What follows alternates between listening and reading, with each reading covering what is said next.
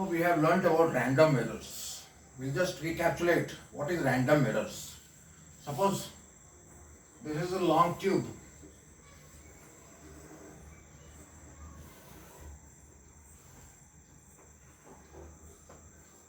and this long tube has been manufactured from a factory. So everywhere this diameter will not be uniform.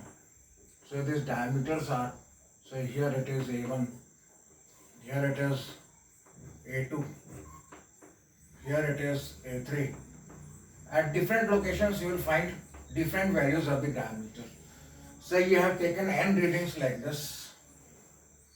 So the final reading is the nth reading, that is an. In that case, mean value of all these diameters can be written as a mean, and that is equal to a1 plus a2 and so on up to an divided by the total number of readings, that is n. Now we'll calculate this. This is a mean. Now we'll calculate the error in every reading. That is, say, delta A1. There is error in the measurement of A1. So this can be written as a mean minus A1. Likewise, you will get error in the measurement of A2. That is delta A2 is equal to a mean minus A2 and so on.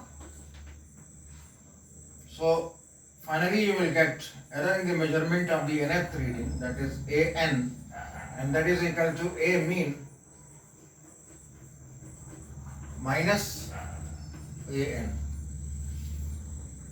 Now suppose we have to calculate the average error in the measurement of all these readings. So we can find out what is the average error, that is delta A mean, that is equal to modulus of delta A1 plus modulus of delta A2 and so on up to modulus of delta an divided by n. Right. Now this particular quantity, that is delta A mean divided by A mean, this is known as the relative error in the measurement of A. This is called as relative error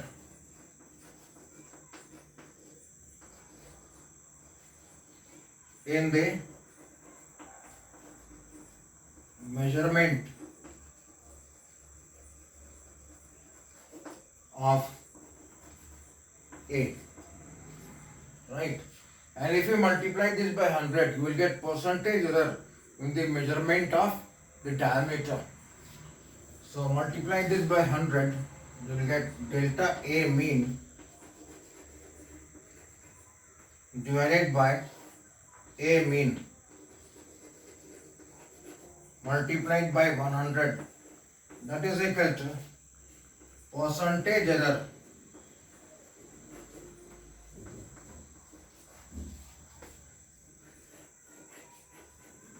in the measurement of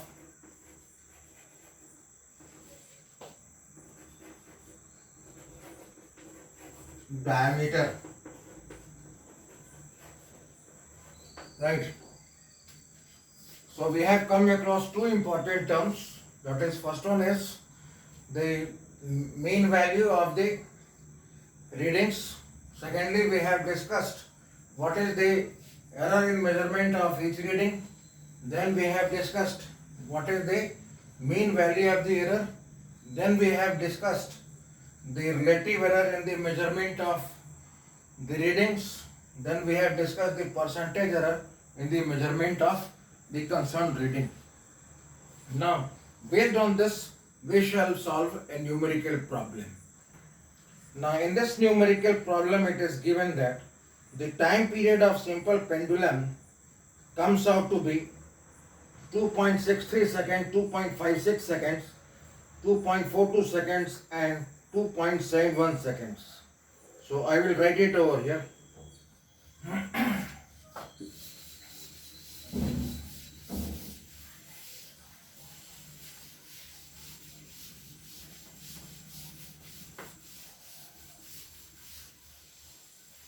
Suppose there is a simple pendulum.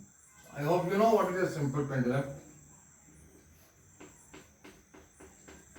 Here there is a massless string.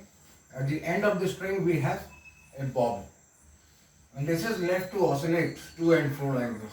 So go this side, come back to this side. And the time taken to go to this side and come back to this side is known as the time period of the simple pendulum. So in different observations, the time period of oscillations has been taken and the time period has been observed to be 2.63, 2.56. Say T1 is equal to 2.63 seconds. Then T2 is equal to 2.56 seconds. Similarly, T3 is 2.42 and T4 is 2.71. That is 2.42 and 2.71. So this is T3 and this is T4. We are required to find out what is the mean period of oscillation of the pendulum. That is, we are required to find out what is T mean. Then we are required to find out what is the value of arithmetic mean of absolute errors. Arithmetic mean of absolute errors, that is delta T mean. Then we are required to find out what is the relative error in the measurement. Relative error, that is delta T mean divided by T mean. Then also we are required to find out what is the percentage error in the measurement of T. So we'll discuss this one by one. First of all, we are required to find out what is T mean. So we can write T mean like this.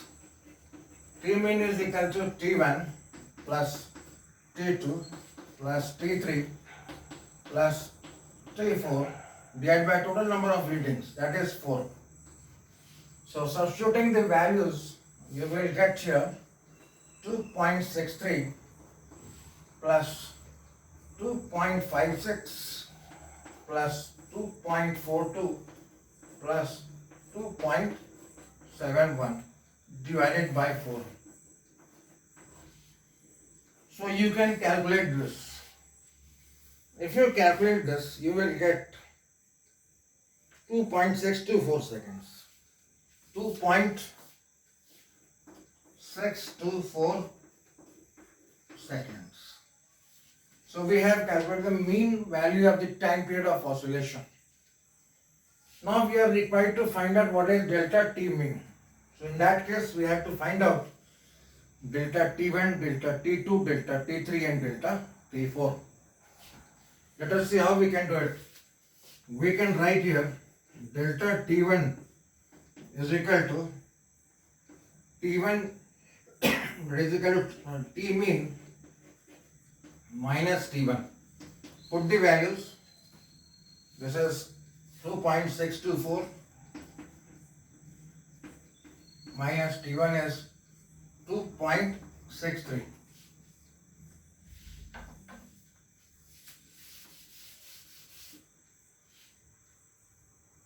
So you will get this as minus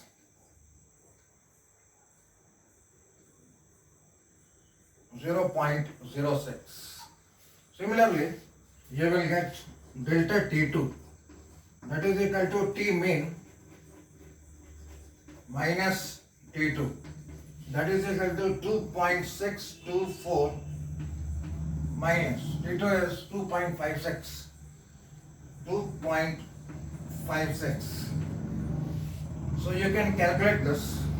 So you will get the value of delta T2, that is plus 0.2. Similarly, you can calculate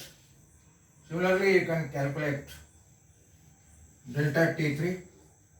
Delta T3 is equal to T mean minus T3. So that is 2.624 minus T3 is 2.42. So if you calculate this, you will get the value of delta T3, and delta T3, this is 0.8.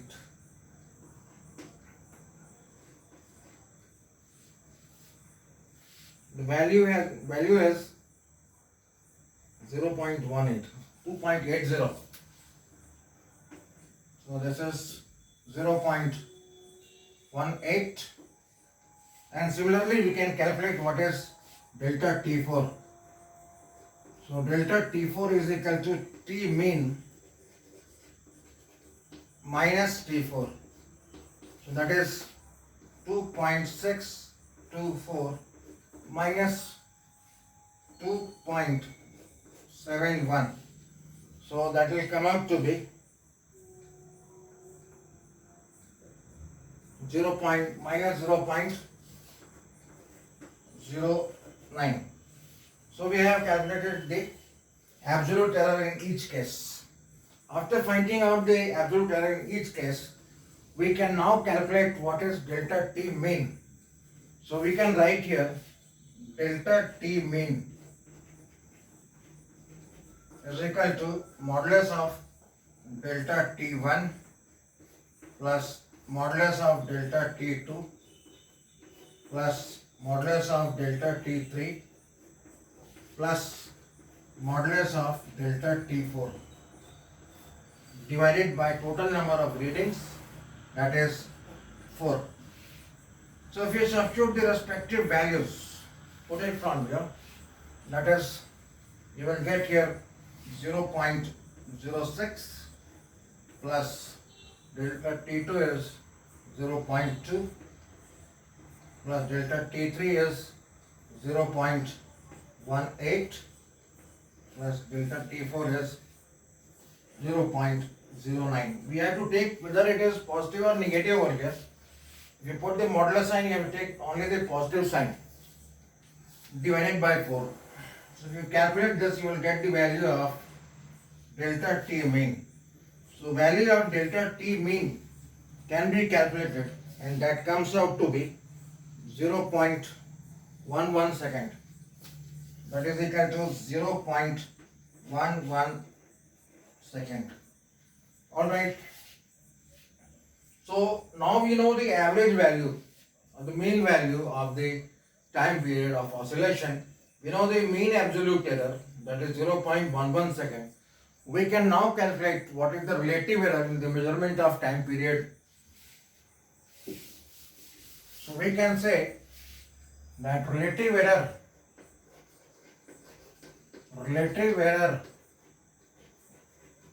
is equal to delta T mean divided by T mean. So put the respective values. Delta T mean is 0.11 and T mean was calculated to be 2.624. So this is the relative error. So if you calculate this, you will get this as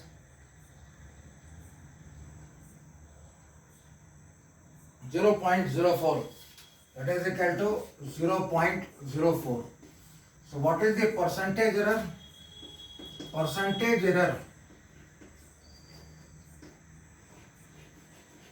is equal to 0.04 multiplied by 100. So that is equal to 4%. Suppose we have to write the time. So time can be written like this. T is equal to T mean plus minus delta T mean. So how you write this? You have calculated delta T mean, that is 2.6. Approximate this as 2.6 and delta T mean is 0.11 second. You can write like this. Okay, thank you.